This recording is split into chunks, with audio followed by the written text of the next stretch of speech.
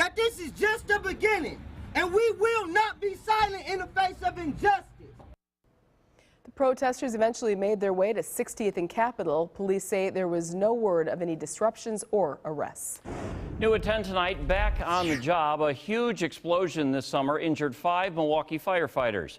Fox 6 reporter Ashley Sears spoke with one of the men about his recovery today.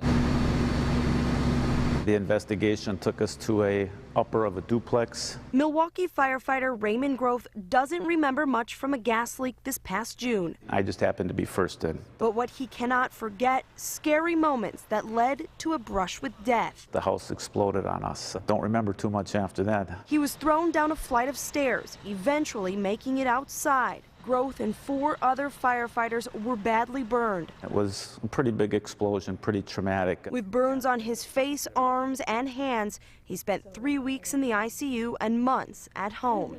Now he's back on the job where he's still recovering. It lifts your spirits, it picks you up. Groth wears gloves and sleeves to cover his burns. Underneath them, visible scars, skin still healing. You can see where it's actually healing up nice, still red, the hair's growing back. Now he looks at his job in a different light. I think it makes me a better battalion chief. It helps me to keep in mind those 1%ers that don't happen that often.